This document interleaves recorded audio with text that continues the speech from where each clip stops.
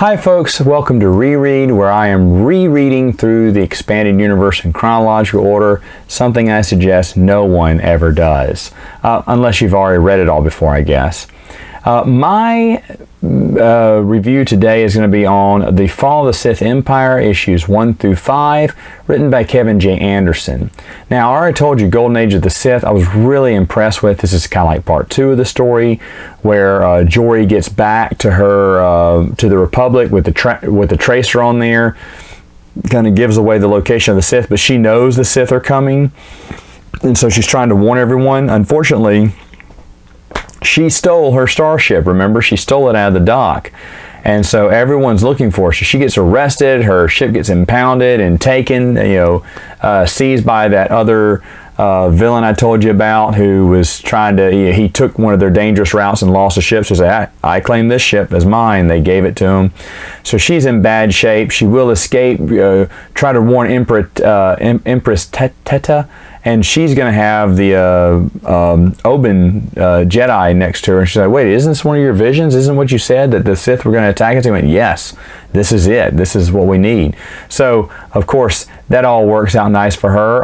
Her Gav, her brother, is kind of being manipulated by Naga Shadow, and he has him push a button and says, this will stop his transmission. It's one of his rivals, and actually blows up the ship. It's kind of weird, but then he says, oh man, you tricked me, you made me kill him.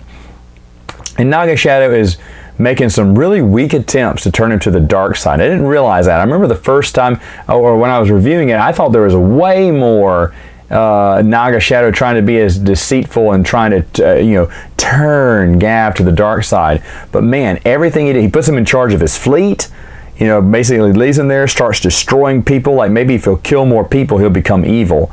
And it was kind of weak, as the manipulator he was to his fellow Sith.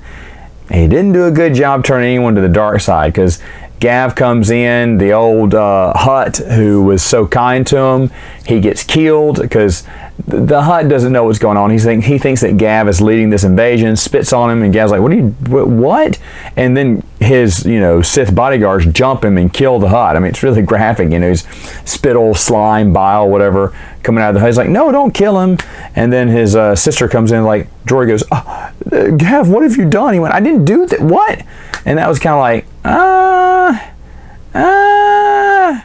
it's kind of cliche. She just comes in, sees the Hutt's dead. She's like, you did this. He's like, no, I didn't. And then he kind of runs away in a panic. But she's like, oh, what? Jory's like, wait, come back, Gav. Let's talk about this. And it's really weird. So that's kind of weak sauce a little bit there. Gav goes to see Naga Shadow because he's in Sith meditation. He disrupts it. The tide has turned. The Jedi are now winning. So Gav will basically, I guess I'm doing spoilers here on all this stuff.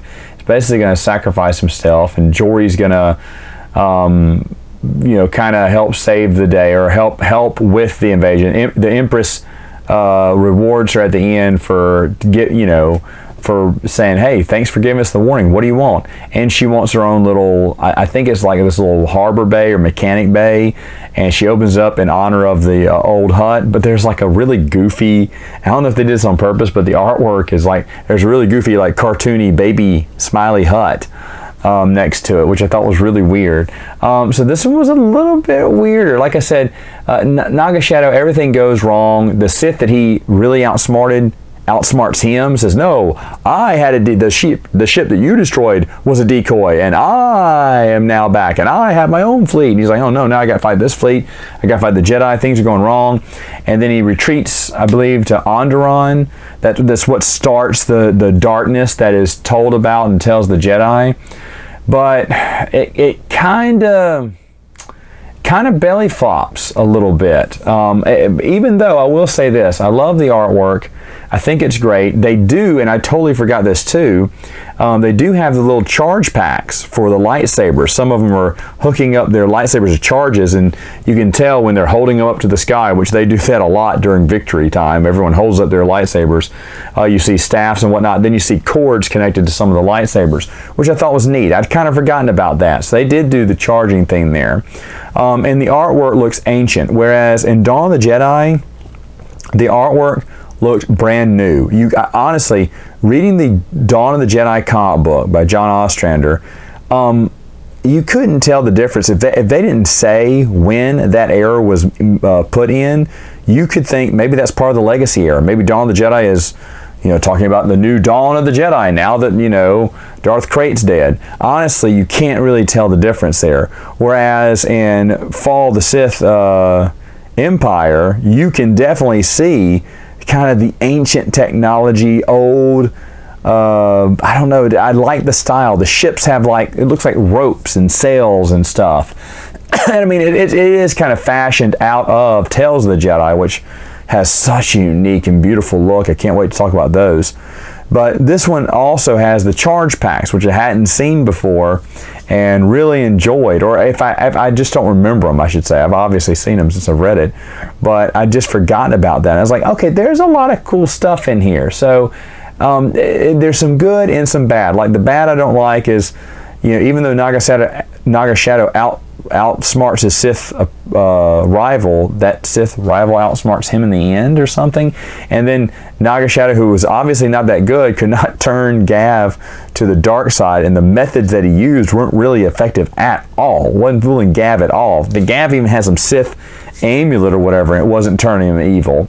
So I guess maybe his plan was just to fool them both, but he wasn't really focused on anything, it seems, which is why he got defeated very quickly, because he wasn't focused. And you could say that. Maybe that's what the author was, maybe that's what Anderson wanted you to think, is like, okay, you think he's really good, but he has just clouded his judgment. To be honest, the ghost, the Sith ghost Marco Ragnos, even said, this is not the way, or his rival saying, hey, even our Sith ancestor said this is not the way. He's leading us down into oblivion and destruction, which is what Naga Shadow did. He really made a mistake and attacked too soon without thinking it through.